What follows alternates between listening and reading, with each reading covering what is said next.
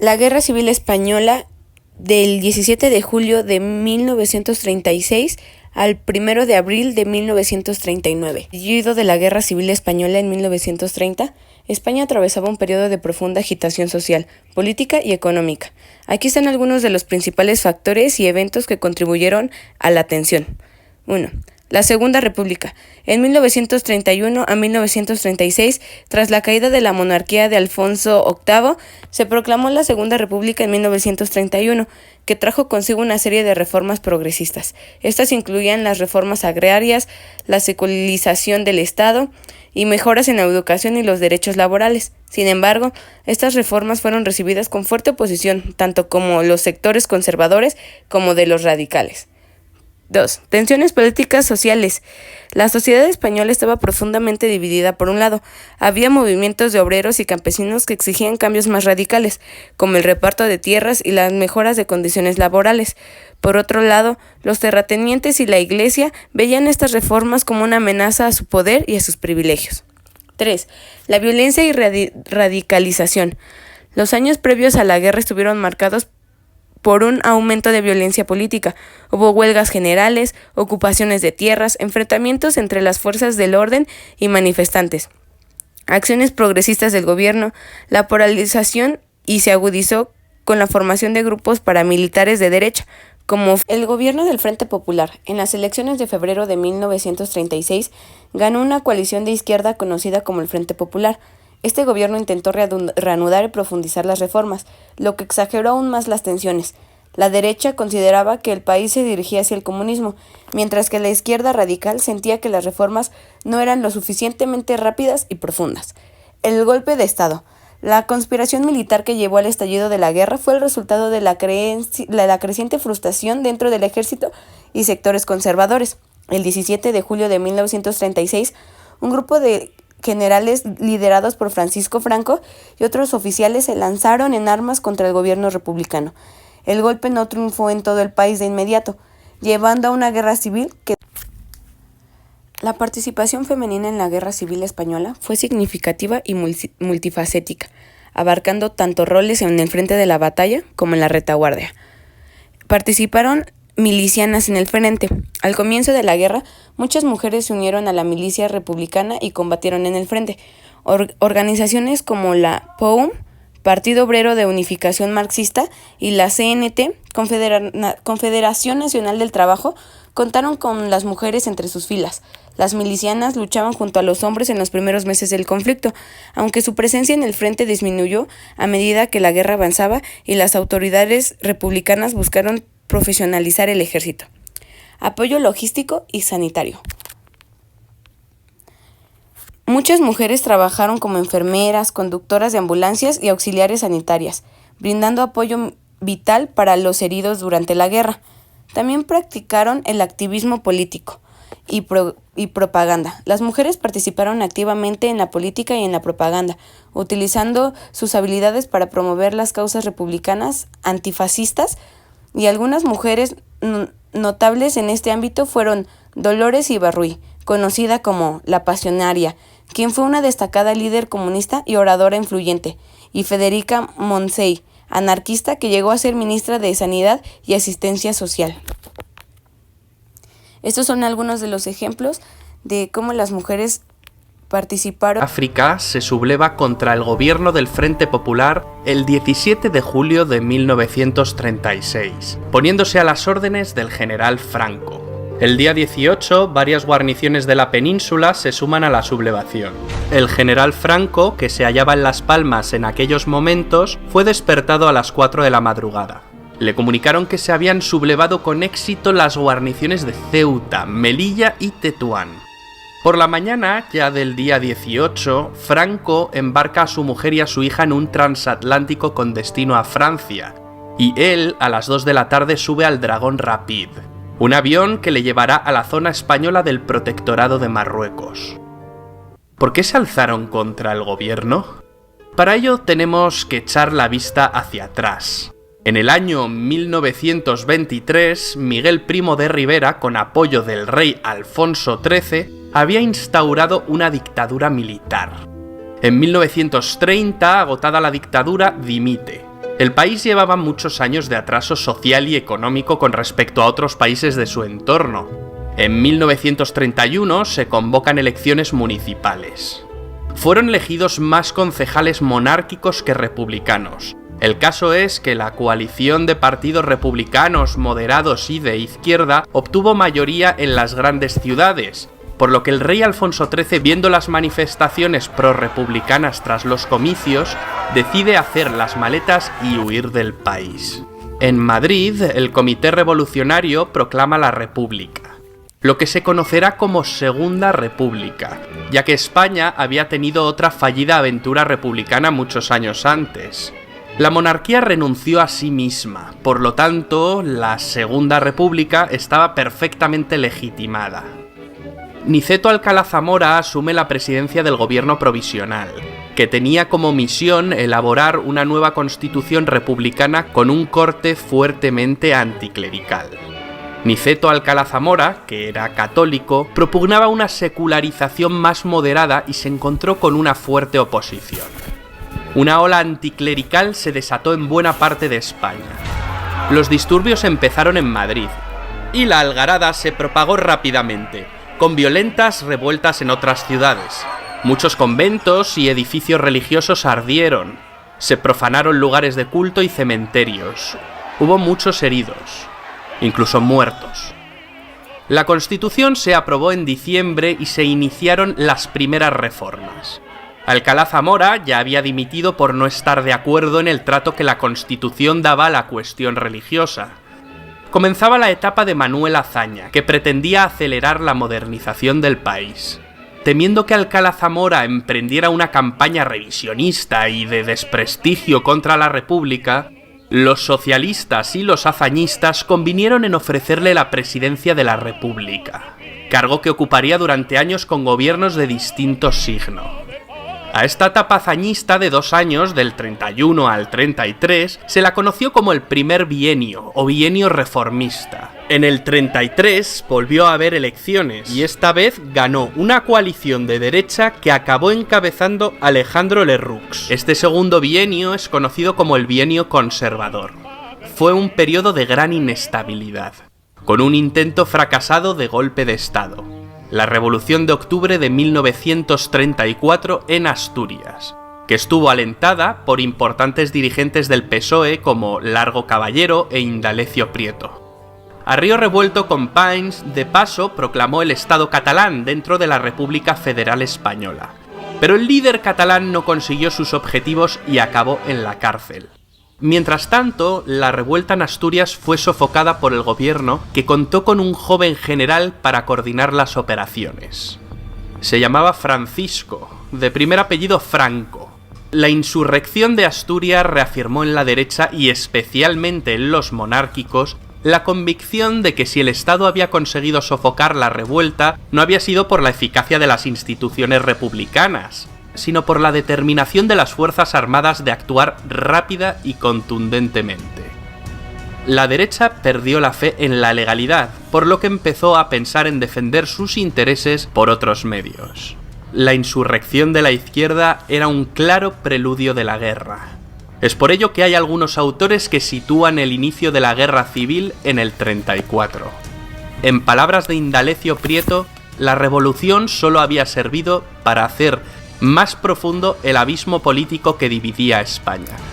La represión fue dura, se hicieron muchos prisioneros, hubo juicios y sentencias de muerte, aunque también por rebajar la tensión muchas penas fueron conmutadas. En la derecha creció un temor a que en un próximo intento acabara triunfando una revolución bolchevique. En febrero de 1936 se celebraron elecciones generales, las últimas de la Segunda República Española. Las izquierdas, para ganar, se unieron en lo que se llamó el Frente Popular, una coalición de socialistas, comunistas y anarquistas.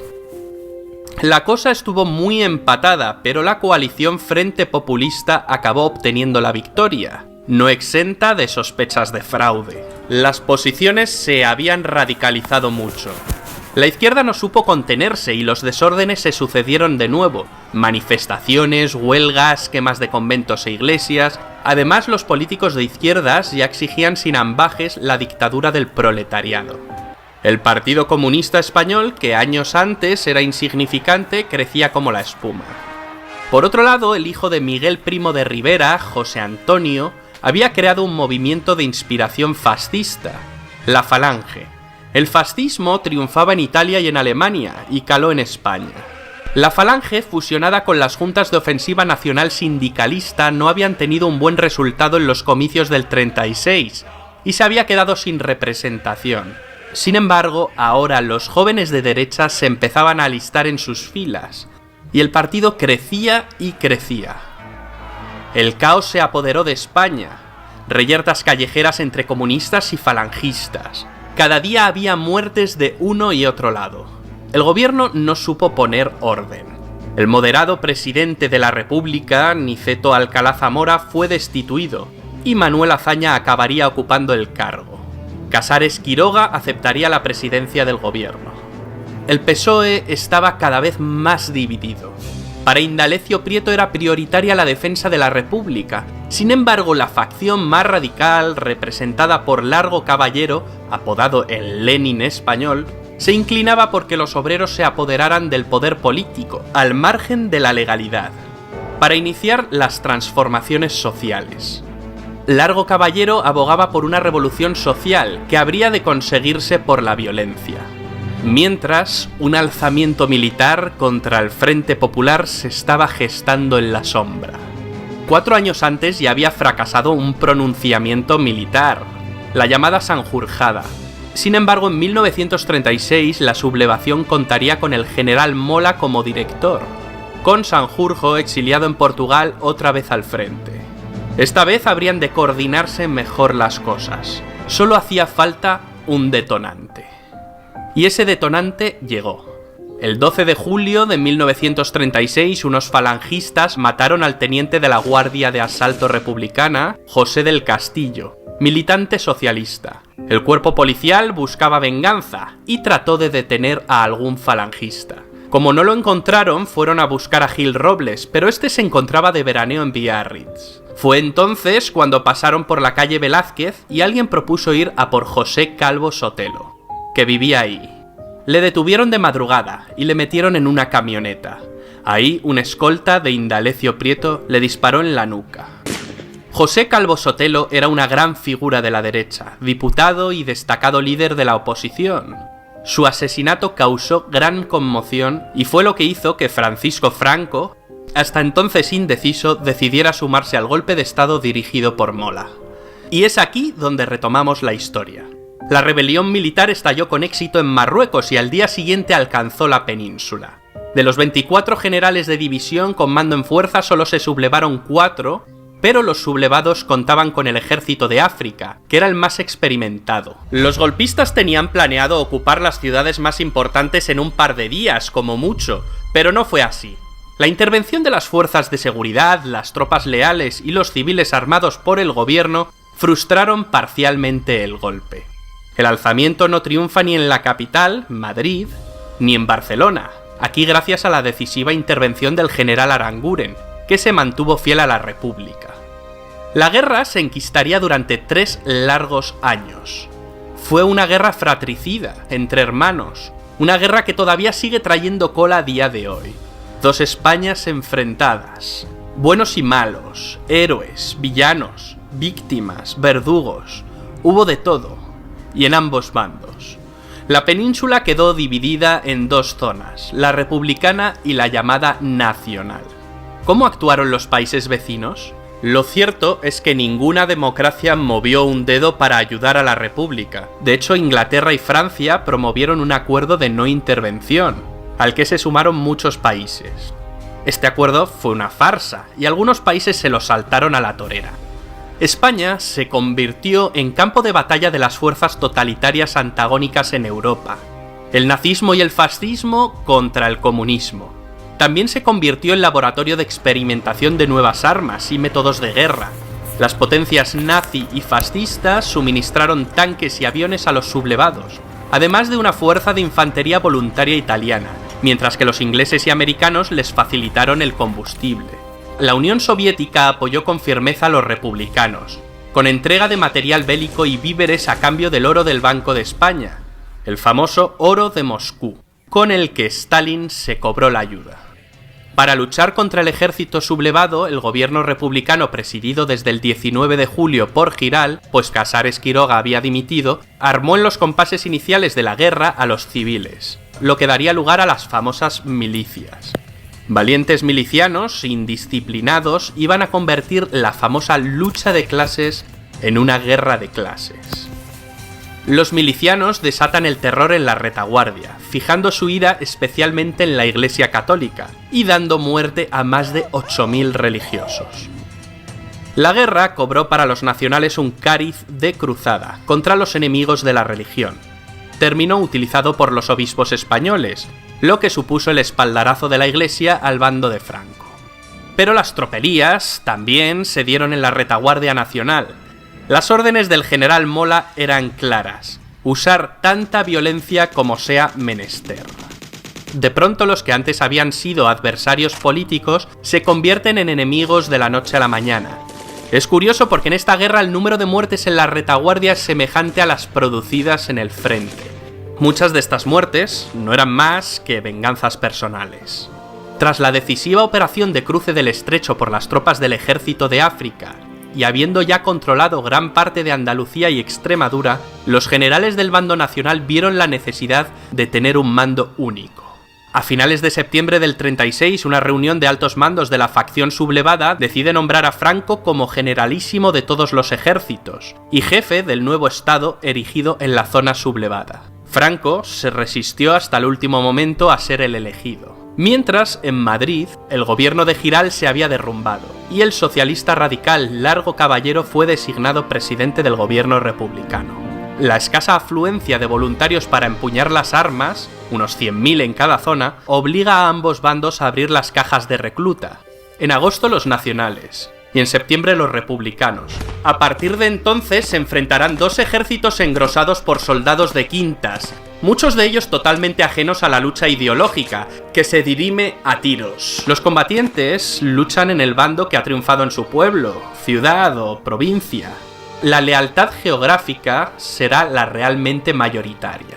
El gran objetivo de los sublevados es tomar la capital. La gran ofensiva de Madrid es planificada como un movimiento convergente de las tropas de Mola por el norte y las de Franco por el sur. Si cae Madrid, los nacionales tienen ganada la guerra. Pero los defensores de la República no se lo ponen fácil. Se inicia la batalla de Madrid. Los republicanos, además del material bélico soviético, cuentan con unas unidades militares compuestas por voluntarios extranjeros de más de 50 países, las llamadas Brigadas Internacionales. El gobierno republicano presidido por Largo Caballero tomó la precaución de abandonar Madrid e instalarse en Valencia. La primera fase termina en febrero y marzo de 1937, la que es difundida propagandísticamente como la primera derrota del fascismo en el campo de batalla. Los años 37 y 38 constituyen el largo tramo central de la guerra, que partiendo de un equilibrio de fuerzas se va a ir resolviendo en favor de los sublevados. A principios de 1937 los nacionales avanzan y conquistan Málaga. El norte, Vizcaya, Santander, Asturias, era de gran interés estratégico al ser una región industrial. Franco, habiendo renunciado a la toma de Madrid, inicia la ofensiva del norte y acabará ocupando la cornisa cantábrica. Mundialmente conocido será el episodio en el que los bombarderos alemanes de la Alemania nazi, la conocida como la Legión Cóndor, atacaron la ciudad de Guernica. Pablo Picasso dedicó a Guernica un cuadro que se expuso en París, tratando de mostrar los horrores de la guerra e intentar atraer la simpatía del público hacia la causa republicana. En mayo de 1937, después de graves enfrentamientos armados en Barcelona entre anarquistas y comunistas, Largo Caballero dimite como jefe del gobierno.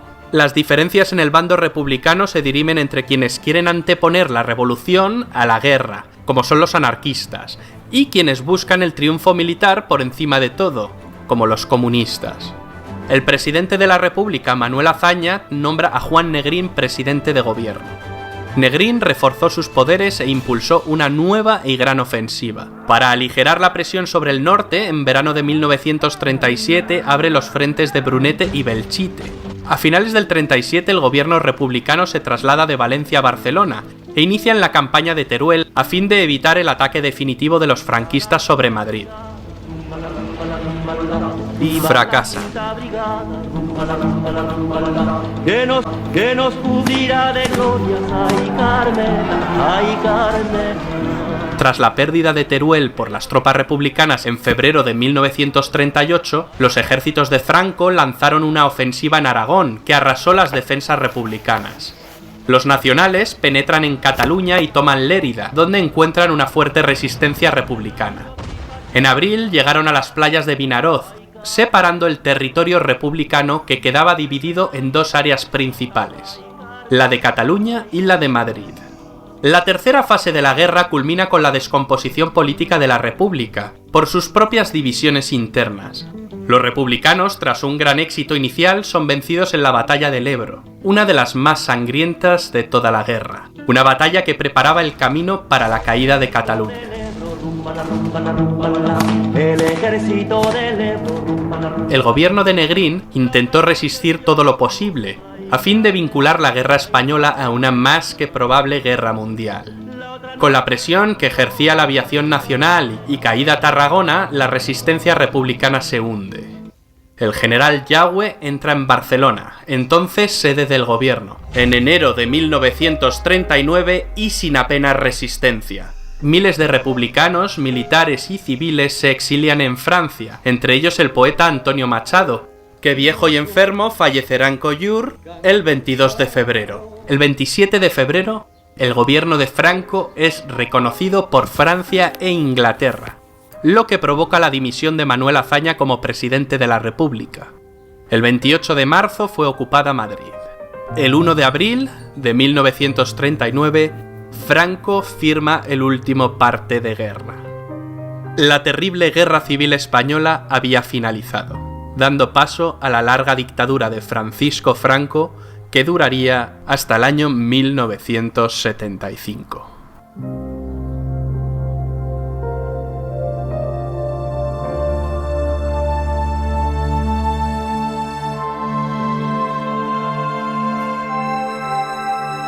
Consecuencias de la posguerra de España. La represión y el exilio.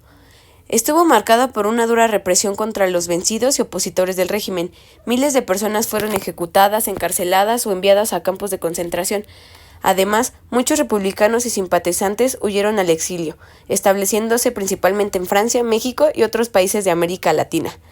Aislamiento internacional. Inicialmente la dictadura franquista fue internacionalmente aislada, especialmente después de la Segunda Guerra Mundial, debido a sus vínculos con los regímenes fascistas de Alemania e Italia. Este aislamiento se fue rompiendo gradualmente, especialmente con la Guerra Fría, cuando Estados Unidos y otros países de Occidente vieron en Franco un aliado contra el comunismo.